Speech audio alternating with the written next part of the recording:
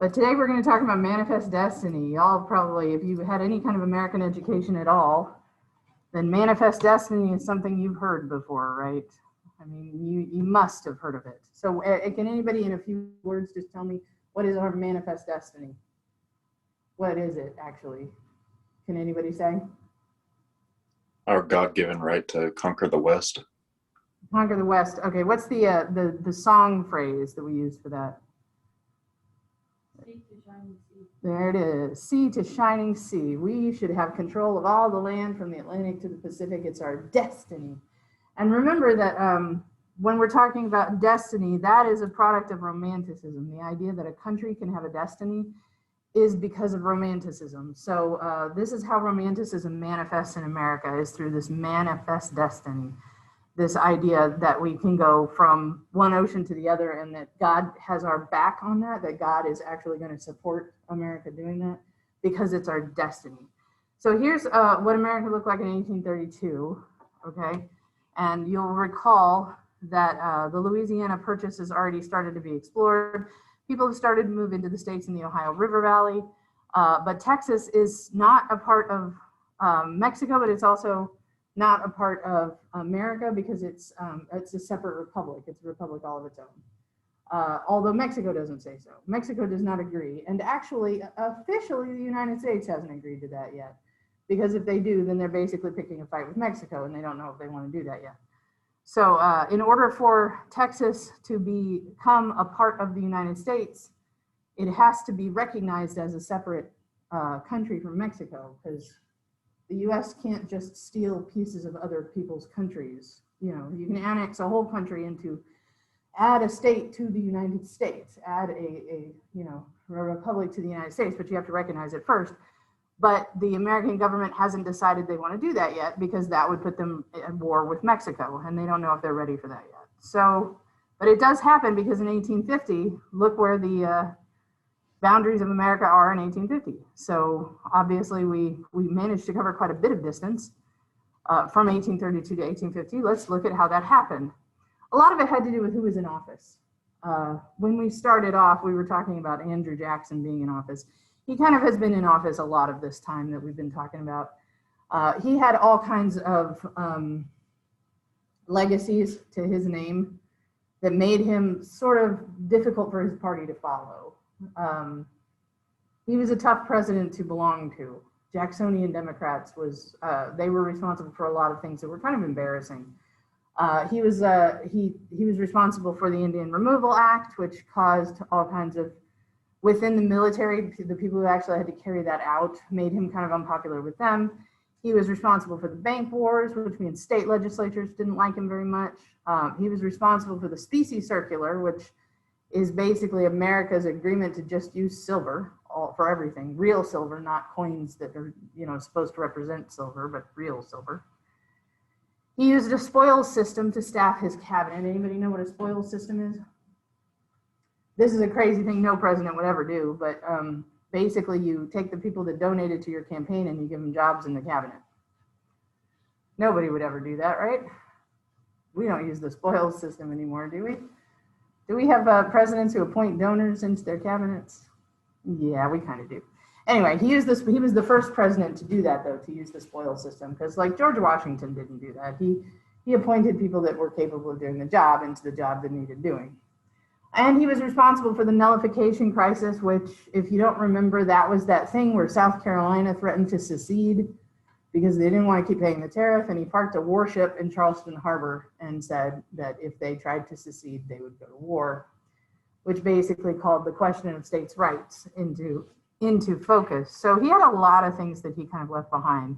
As a result, the next election after him was kind of tight. It was kind of close. He handpicked Martin Van Buren to succeed him.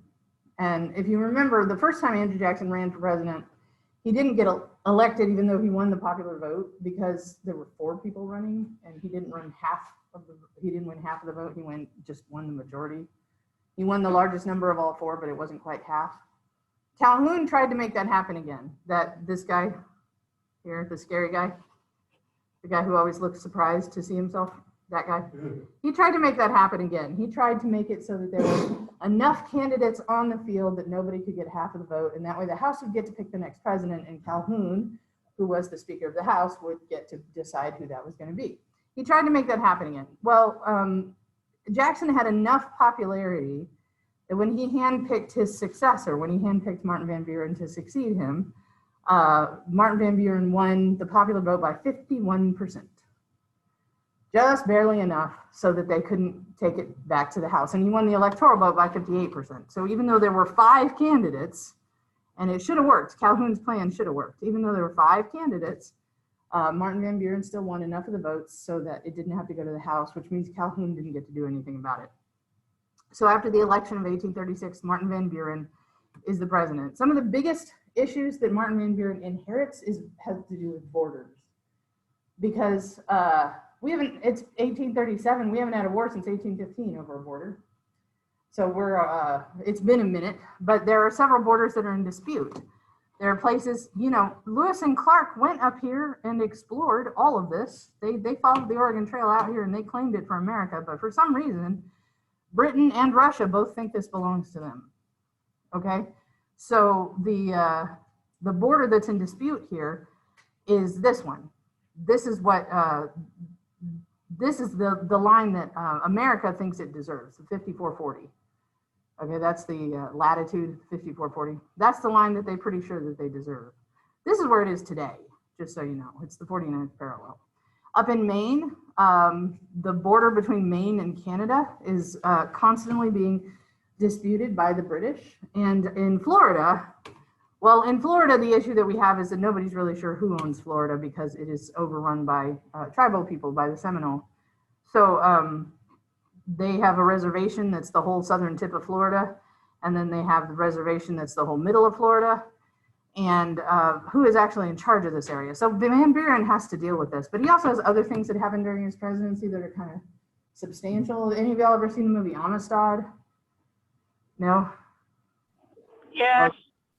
Okay, so basically the plot of Amistad, what happened on the Amistad was a ship. And it was a ship that was illegally trading slaves from Africa to the Americas, which had been outlawed. You weren't supposed to be doing that anymore, shipping slaves from Africa to the Americas. The only slaves that you were supposed to be using were the ones that were born in the Americas. And during its journey, revolt happened on board, and the prisoner slaves basically took over the ship and tried to turn it around and get it back to Africa, but they couldn't because they didn't know how. And so they ended up drifting basically into Massachusetts Bay. Okay, the Amistad wasn't the ship that had come from America. It was a ship that had come from the Caribbean. But all of the slaves on board had been brought on a ship from Africa to the Caribbean, put on the Amistad, and then were being shipped up to the Americas. They were going to try to pass them off as South American slaves and sell them, because that's a valuable enterprise. But the slaves that took over didn't speak any Spanish. They didn't speak any English. They were tribal people from Africa. And they drifted basically into the harbor. And then somebody had to decide who they belonged to. Do they belong to the captains of the ship? Do they belong to the people who sold them originally? Do they belong to the Spanish queen, the Spanish princess, who is 9 at this point? Puts in a bid and claims they belong to her because they came from her plantations in Spain. And this is a great big case. It goes all the way to the Supreme Court. And you know what they decide ultimately? They decide since they were taken illegally, they should be returned to Africa, which is a big step against the slavery machine in America, because that was something they never thought could happen, that somebody was going to end up owning these guys one way or the other. The idea that they would be granted their freedom means that judges in the Supreme Court, even though some of them were appointed by Jacksonian owners, still ruled in favor of letting these guys go back to Africa. So the whole slavery starting to lose its support.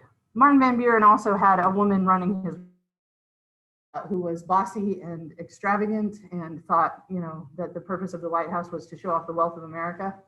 This was his daughter-in-law. He wasn't married himself, or he was, but his daughter-in-law was the debutante who basically took over the White House and had big parties. And she caused all kinds of problems because she was so extravagant during times where things were difficult. So he was the holdout of the Jacksonian Democrats. So in the election of 1840, the other side, the Whigs, began to run a campaign against him. And the person they decided to run, if you have Jackson as a war hero and you want to run somebody against Jackson, but Van Buren also was a veteran, you got to run another veteran. So they just choose the guy who did that thing at Prophetstown, William Henry Harrison, who fought the Battle of Tippecanoe, which, if y'all remember us talking about that, was not really that impressive of a battle. They basically ran because they found out they weren't bulletproof. Do y'all remember talking about that? Yeah, so this is the presidential candidate that they decide to run. It's been a couple years since that happened. So he's actually, hold on one second, Zoom. Let me fix something here. Okay.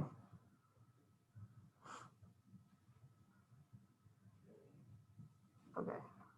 All right, you guys are still looking at the, I've screwed up your PowerPoint. I want to get this quote right, and it's in my notes. So when they ran Tippecanoe up against they said, the Democrats, basically, Jacksonian Democrats basically said, give him a barrel of hard cider and a pension and he'll sit for the rest of his life in a log cabin. Okay. They used that. Well, that was dumb. Okay, there. They used that as a part of their campaign message. The idea of him sitting as the log cabin president. They made him out to be some country guy who was like the people's presidential candidate who would sit on his porch and drink hard cider with you and be just one of you, which was funny because it was actually his opponent who was all of those things. And he was actually, you know, an educated person who was just trying to take this persona. But he ran on that, Tippecanoe and Tyler too. He ran with his vice president, John Tyler, and he won. But he worried about that image that he had of an old man sitting on a rocking chair. So he decided, as an act of, to demonstrate that he was young and vital, he stood outside with no coat on Inauguration Day and gave a 2-hour speech and caught pneumonia and died 3 weeks into his presidency. So Tyler ended up being the first vice president to get to take over for a president. But during those 3 weeks, one of the first things he did was throw out all of Jackson's cabinet and replace them with people that were not donors to his campaign, that were people that were efficient and capable of doing their job. So he replaced the whole cabinet and then he died. And Tyler got to take over. Tyler was the first vice president to take over, and there were some questions about what his job was supposed to be.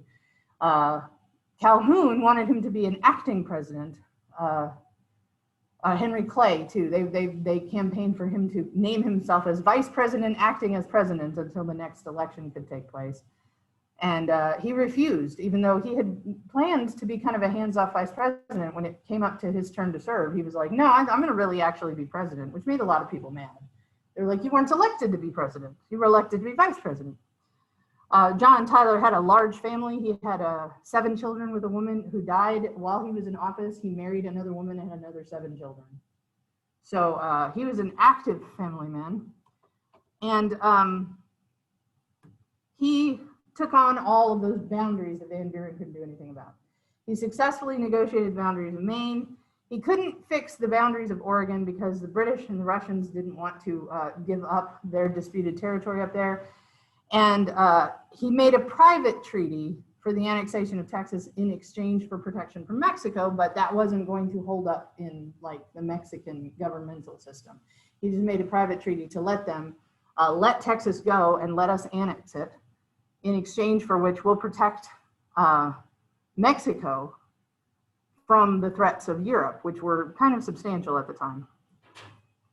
So he negotiated the boundaries, but he didn't do a good enough job to make it obvious that that's what he had done. And his opponent ran Polk. Okay, so I just want you to get that image in your head. Everybody believes that America should go from sea to shining sea. The boundaries are a big issue. John Tyler comes in and actually negotiates treaties around all those boundaries, but he does it quietly and diplomatically. So in the next election, his opponent, the opponent from his opponent party, runs on a campaign of, we need to fix these boundaries. He needs to take this territory. One of the things that he embraces is this idea of manifest destiny, which was first mentioned in a newspaper article by John O'Sullivan. And basically what it says is that God's intentions for the lands to the west were that it would belong to white American settlers. The white people would expand into it, and anybody else living there needs to get out of their way, because this was always, this actually, it reaches all the way back to John Winthrop and the City on the Hill. God has an intention for America that's bigger than any of us, and we need to fulfill it. And he will get all of the obstacles out of the way for us if we do, was actually the message of John Winthrop. So on the power of that message, 250,000 people moved west. And if there were border disputes or if there was land disputes with natives, they just embraced this idea of, yeah, but we deserve to be here. And dealt with it that way. We'll cover more of that. So in Polk's time, this is the Republic of Texas, right? Because the negotiation they were able to do was to the Nueces River, which is basically this river right here. Can you see this little line? Okay, that's the Nueces River. And then all of this is Apacheria, or Comancheria. This is all land that is basically disputed by Texas and Mexico, but really who actually owns it is actually the Plains natives, the horseback natives that ride all over that land actually kind of own it. This is the territory that was given during for the Trail of Tears to the natives. And up here is territory that hasn't been moved into yet. This is the part that's occupied with Britain. So Polk takes his campaign and campaigns on the idea of fixing all of these boundaries. One of his campaign slogans is 54-40 or fight. And what that means is that if Britain won't give America this boundary up here, then we'll fight for it. We'll fight for every inch of it. Even if it means another war of 1812, it doesn't matter. We're going to fight the British and get them off of our land that we have, even though this is actually where that we explored to. This is actually where Lewis and Clark got to, but that's okay.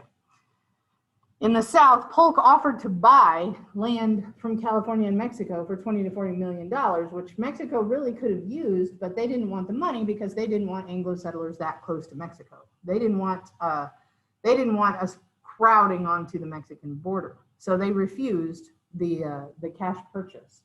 And there wasn't really anything else he could do about it. They didn't recognize the Republic of Texas, so one of the last things Jackson did before leaving office was recognize the Republic of Texas and then quit the presidency. So that helped that America officially recognized the Republic of Texas, but Mexico still didn't.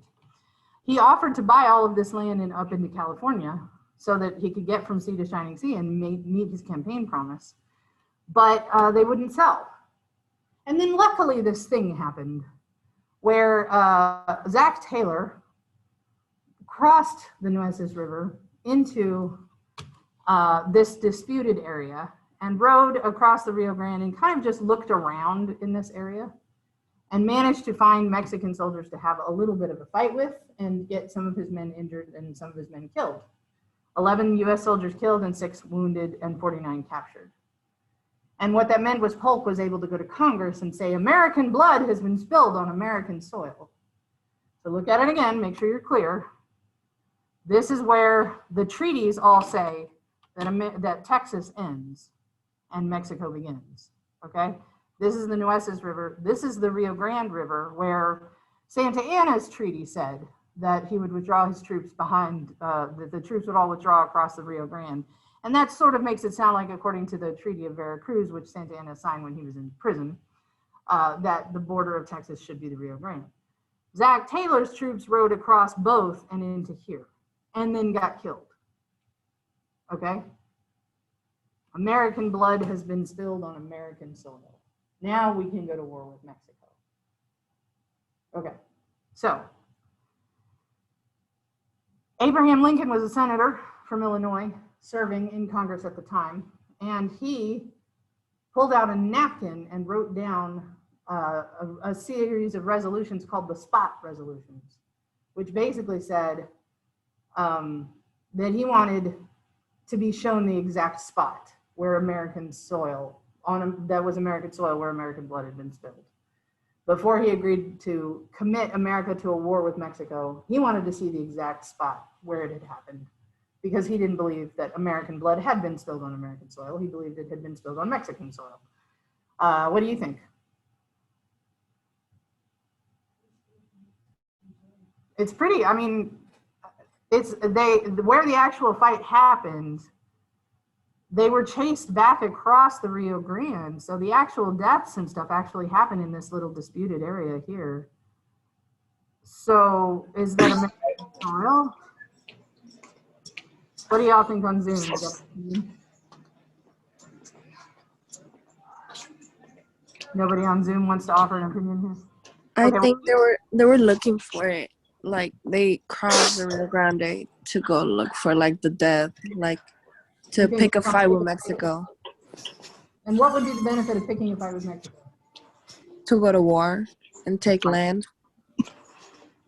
Even though Congress, for a very, very long time, even though Congress did not support him for a very long time, Polk finally managed to declare war on Mexico, which is good because he lost the 54-40 argument up that northern border. We're on the 49th parallel up there. He had to give that up.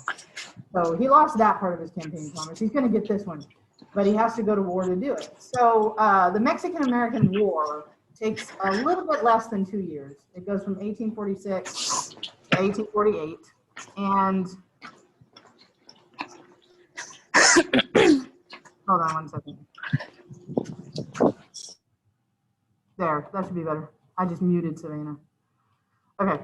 The war 1846 to 1848 committed a lot of American troops, committed a lot of soldiers, and was never really something everybody agreed on. Y'all remember me talking about during the end, when we were talking about romanticism, that one guy went to jail refusing to pay his poll tax to support a war he didn't think we should be fighting? Do y'all vaguely remember talking about Thoreau? Well, this is the war he said we shouldn't be fighting. This was basically a war to grab land. And it was the first war where America invaded another country, where America actually went to war instead of waiting for the war to come to them and then defending themselves. This is the first time. So this is when America makes the decision about who they're going to be as a country. Are we a conquering country, or are we a peaceful country that just expands into territory that we have peacefully negotiated for? Are we like Britain? Are we going to just invade into countries that we want territory in and win that territory, or are we going to respect other countries' boundaries? So this was a war that basically divided America into supporters and objectors, like right from the beginning. I'm not going to try to tell you the history of this war because most of it doesn't happen on American soil. Very little of it actually happens in Texas. If you look, you notice that most of the Mexican-American War, which was fought over the territory of Texas, doesn't actually take place in Texas. Okay. Hi, Savannah. Most of this war takes place in Mexico. So, for example, Cinco de Mayo takes place during the Mexican-American War. It's a remembrance of some schoolboys who basically offered their lives at a military academy when it was raided, and that was down here. That was in Mexico. So most of this war takes place there. But I'll tell you what it did do is that it trained an entire generation of officers who hadn't had a chance to fight yet. So Jefferson, when he was in office, he established West Point as a place to train officers so that America wouldn't need a standing military. If we had really good officers, and anytime we had to go to war, we'd recruit a bunch of men and the officers would take charge of them and then we'd go to war. But the rest of the time we wouldn't have to have a standing army. Well, we've been training officers at West Point for a couple of generations now. We've been training officers, well, for a couple of decades anyway.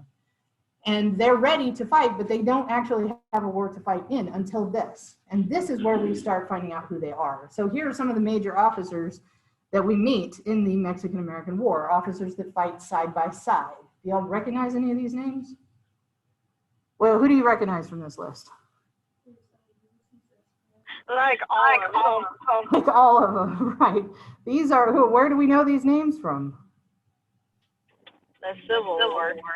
That's right, and these are people who fought side by side in Mexico.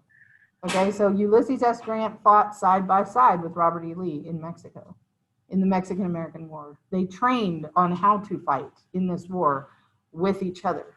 Okay, so Robert E. Lee and James Longstreet are major names, and Stonewall Jackson are major names in the Confederate Army. Ulysses S. Grant and Tecumseh Sherman are big names in the Union Army. These people were veterans that had fought side by side with each other. And they knew each other's fighting styles, they knew each other's strategies. This is where they trained to fight. Okay? Anyway, it took a little bit less than 2 years, and eventually, I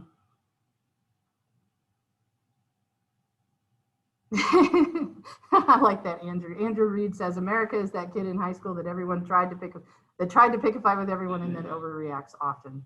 Yeah, this is where that starts. Let's be a country that picks fights and gains territory that way. All right, so it took a little bit less than 2 years. Eventually, the reason really that America won is because Mexico began to have economic difficulties and made it impossible for them to continue this fight. They had to eventually declare a treaty, and the treaty that they declared was called the Treaty of Guadalupe Hidalgo, and it was on February 26th, and it basically gave for $15 million. Y'all remember what was offered before, right? Yeah, for $15 million and forgiveness of the claims against American citizens against Mexico up to $5 million more, so up to $20 million. It gave the United States all of the Rio Grande as a boundary for Texas. It gave California, half of Mexico, most of Arizona, Nevada, Utah, and Colorado. This is not what they were called at the time, but it gave them all these places that are now called these.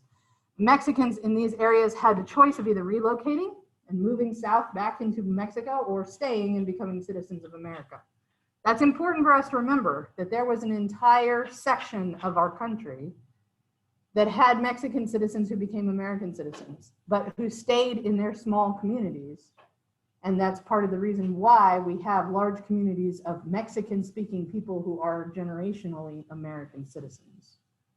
So if you're ever in a position where you have to deal with deciding whether somebody's a citizen based on whether or not they speak English, remember that there is an entire, and it wasn't long enough ago, it wasn't that long ago, but there is an entire subsection of population that stayed and became full American citizens after this war, and then stayed in their communities because they were kind of resentful about it, and then kept their traditions and kept their culture and kept their language, but are actually American citizens. So remember that, that's important.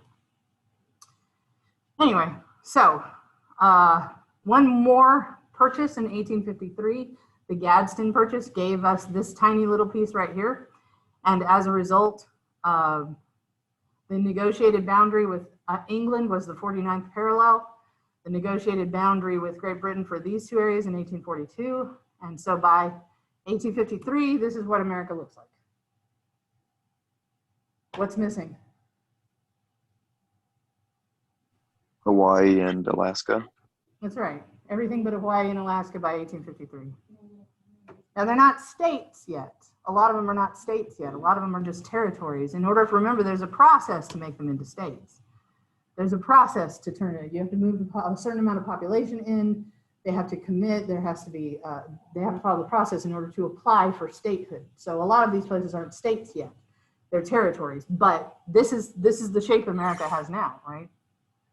So between 1830 and 1853, Manifest Destiny, Sea to Shining Sea. Realistically, who's actually living in a lot of these places? In 1853, who's actually living in a lot of these places up here?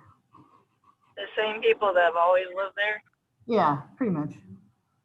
We still have the Nez Perce occupying a big part of this area up here, the Blackfeet. We still have the Black Hills are still very heavily occupied. So, you know, realistically, there's still a lot before white America owns all of the Sea to Shining Sea, which is what they believe Manifest Destiny was for Anglo-Americans to run this whole territory. But on paper, they now own it all. So that being the case, was Polk justified in declaring war after that Thornton affair? What do y'all think? No. Okay, why not? I mean, it's like she said earlier. It kind of was just picking a fight. Okay, well, he offered to purchase it. He offered Yeah. much more than he gave them at the end of the war, before the war. He offered to purchase it outright from them. They refused. They refused to negotiate. So what were his options, really? To back down. So just let Manifest Destiny not happen? Jordan, come on. It wasn't just going to happen on its own. He was a 4-year presidential candidate. He had exactly 1 term to get this figured out. America's got some issues. Yeah, I'm I mean, sorry about we've that. had- If you're a still high have. school history student, college history can be a little bit startling. I read something earlier today. Oh gosh. Okay, I read something earlier today that I thought was good. Let me see if I can find it without getting lost. Studying history will sometimes disturb you. Studying history will sometimes upset you. Studying history will sometimes make you furious. If studying history always makes you feel proud and happy, you probably aren't studying history. And I thought that was really good. I was like, yeah, that's accurate. But that being the case, I mean, History is written by the winner. yes, it is. Very often. History is written by the victors. But, so are we universally agreed that Polk had no justification for declaring this war? Justification of the reasoning. The Native Americans didn't want to give America their lunch money, pretty much. And they threw a fit. Yeah. And the Mexicans too, I guess. Mexico too. Yeah, because the Britain did that to him. Ooh. Well, that was part of the argument was if Mexico was starting to fold to European powers. If you're studying the history of Mexico, at this time you see France is trying to get its feet into Mexico. Spain is trying to get Mexico back. I mean, whatever. That's going to put a European power right on the border of the United States. Wasn't America supposed to protect them from that? They were supposed to try, but I mean, they offered to buy territory to make it possible and they wouldn't sell. So. So, but that was half of the reason why Congress agreed to go to war was because the alternative was that Mexico would form an alliance with one of the European powers, and then we'd end up with Europeans on our north and south border, and that would be good. So, all right, that's all we're going to talk about for this exam. Everything else that we have to talk about is going to be after the next exam. So, does anybody have any questions about any of the stuff we've covered before I release you and say go forth, and I will see you on Monday?